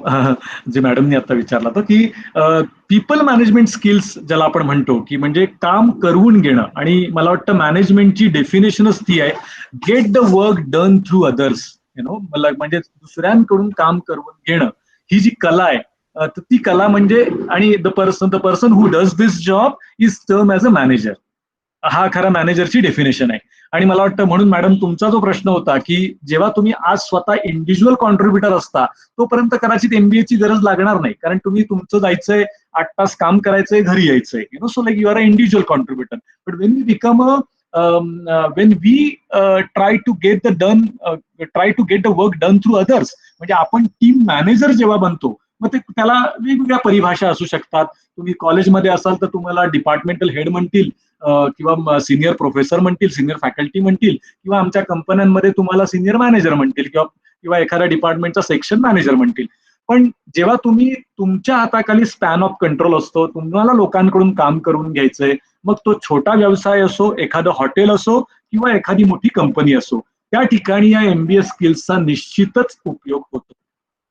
कारण मी जसं मगाचपासून सारखं तेच बघतोय की सॉफ्ट स्किल्स डेव्हलप चांगली होतात. आणि ऑफकोर्स तो जो सब्जेक्ट आहे, मात्र तिथे तुम्ही कोणता स्पेशलायझेशन घ्यायचं हे मात्र थोडंसं तुमच्या चॉईसवरती अवलंबून राहील. जसं तुम्ही समजा रिसर्च आता जर मॅडम करताय आणि तुमची जर सायन्स बॅकग्राऊंड असेल तर मे बी तुम्ही जो काही सब्जेक्ट निवडाल तो प्रोबॅबली ऑपरेशन मधला घ्या, एमबीए ऑपरेशन करा, एमबीए सप्लाय चेन करा, किंवा जसं मगाशी संजय किंवा संजीव त्यांनी जो प्रश्न विचारला होता, तर त्यांच्यासाठी मी असं म्हणेन की त्यांनी एमबीए ऑपरेशन आणि एमबीए सप्लाय चेन घ्यावं. कारण त्याच्यामुळे त्यांचा फायदा हा होईल की तो जो काही प्रॉडक्ट ते डेव्हलप करतायत आणि तो प्रॉडक्ट डेव्हलप केल्यानंतर he wants to sell it in the market, तर प्रोबॅबली ह्या सप्लाय चेन बद्दल 1-2 मिनिटं बोलू का? I mean if you all permit I can talk about it. Okay. हो बोला. सप्लाय चेन हे एक असं नवीन फील्ड निघालंय सध्या की उत्पादकाच्या वेअरहाऊस मधून निघालेला माल ग्राहकाच्या घरात पोहोचेपर्यंत जे काही मध्ये सगळं लागतं त्याला सप्लाय चेन मॅनेजमेंट म्हणतात. इंग्रजीमध्ये once you produce any goods or services from that stage till it reaches to the end consumer, म्हणजे एंड कंझ्युमरच्या हातात येईपर्यंत जी काही सगळी जी चेन आहे तिला सप्लाय चेन मॅनेजमेंट असं म्हणतात. मग त्याच्यामध्ये वेगवेगळे एजंट्स येतात, ट्रान्सपोर्टर येतो, ड्रायव्हर येतो, डिलिव्हरी बॉयज येतात, कुरिअर बॉयज येतात. एखादं कुठलं तरी तुम्हाला सुंदर उदाहरण म्हणजे ई कॉमर्स, अमेझॉन. तुम्ही नुसतं त्याच्यावरती एक राखी ऑर्डर करता, पण ती राखी बनलेली असते राजस्थानामध्ये कुठल्या तरी एखाद्या छोट्याशा एजन्सीकडे, आणि तिथून ती राखी डिस्पॅच होऊन सुंदरपैकी त्याला वेस्टर्न देऊन ती राखी आपल्या घरात मग सहित आपल्याकडे येऊन पोहोचते. आणि मग ती जेव्हा आपल्याकडे डिलिव्हर होते त्यावेळेला ते डिलिव्हरी बॉयज जे असतात ते अमेझॉनच्या कंपनी रोलवरती पण नसतात, ते सगळे कुठेतरी they probably working on some third party role, आणि ते डिलिव्हरी बॉयज तसे ते आपल्यापर्यंत घरी घेऊन येतात. त्याचा पूर्ण सगळ्या या प्रोसेसला सप्लाय चेन मॅनेजमेंट असं म्हटलं जातं. लॉजिस्टिक, सप्लाय चेन मॅनेजमेंट हा सगळा त्याच्यातला भाग झाला. तर मगाशी संजीव राईट, त्यांचा जो प्रश्न होता की तुम्ही जर एखादा प्रॉडक्ट डेव्हलप केलात आणि if you want to sell it in the market, probably either you can pursue your MBA in marketing, म्हणजे तुम्हाला मार्केटिंगचे फंडा सगळे क्लिअर होतील, किंवा तुम्ही एमबीए ऑपरेशन किंवा सप्लाय चेन सुद्धा करू शकता. तो तुमचा चॉईस राहील. आणि हे करत असताना तुम्हाला सगळ्या ह्या गोष्टींचा गंध मिळतोच, कारण मी मगाशीच म्हटलं की कॉलेज छोटं असो किंवा मोठं, पहिली 6 महिने हे सगळं कॉमन असतं. त्यामुळे आपल्याला बराचसा त्याच्यातला सगळ्याच गोष्टींचा गंध येत राहतो. आणि बऱ्याच वेळा काय असतं की एमबीए कॉलेज हे खूपच असं एकदम मासेसमध्ये नसतं, म्हणजे बॅचेस खूप छोट्या असतात, 100च्या 150, 200. त्यामुळे तुम्हाला इतरही तुमचे सगळे वेगवेगळ्या दुसऱ्या स्ट्रीम मधले पण मुलं त्यांच्याशी इंटरॅक्शन होत असतात, काही कॉमन कॉन्फरन्सेस असतात, कॉमन रिव्ह्यूज असतात, तुम्हाला थोडी माहिती मिळत जाते. मी दोघांच्या प्रश्नांचं उत्तर देऊ शकलोय का, किंवा काय अजून काही शंका आहे?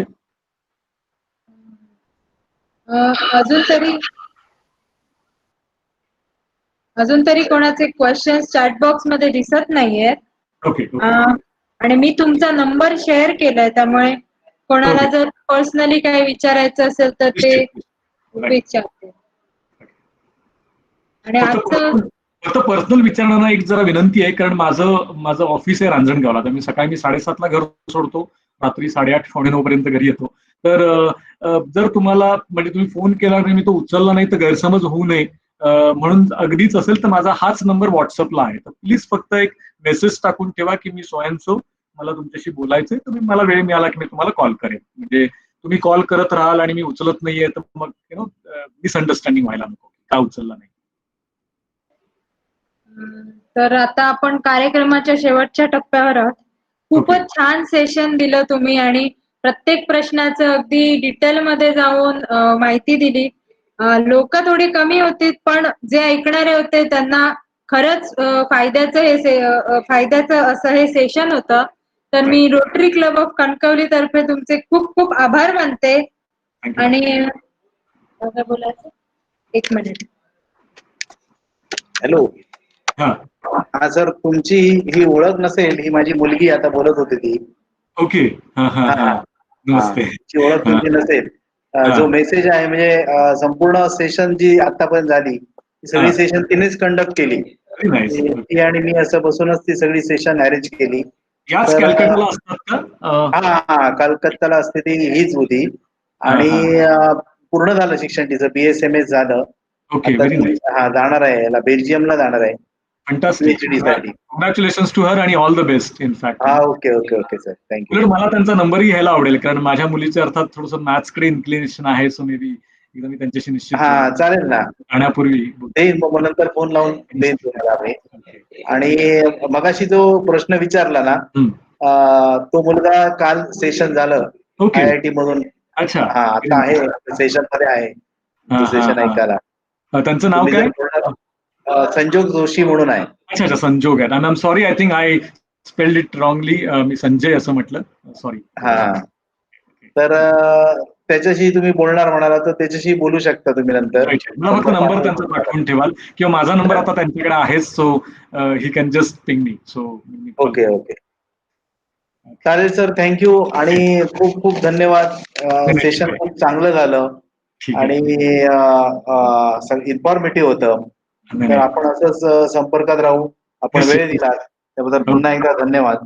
आणि जे काही कारणाने अटेंड करू शकले नसतील त्यांच्यासाठी YouTube वर आम्ही करणार आहोत हे सेशन. Okay okay, great. सगळी सेशन अपलोड होणार आपली YouTube वर रोटरी तर्फे. चालेल सर, थँक्यू, धन्यवाद. Thank you very much. Thanks to all of you, आणि स्टे सेफ, म्हणजे सध्याच्या काळात ओके. हो, स्टे सेफ. ओके ओके, धन्यवाद. सर्वांची रजा घेतो. आजचं सेशन संपलं म्हणून जाहीर करतो.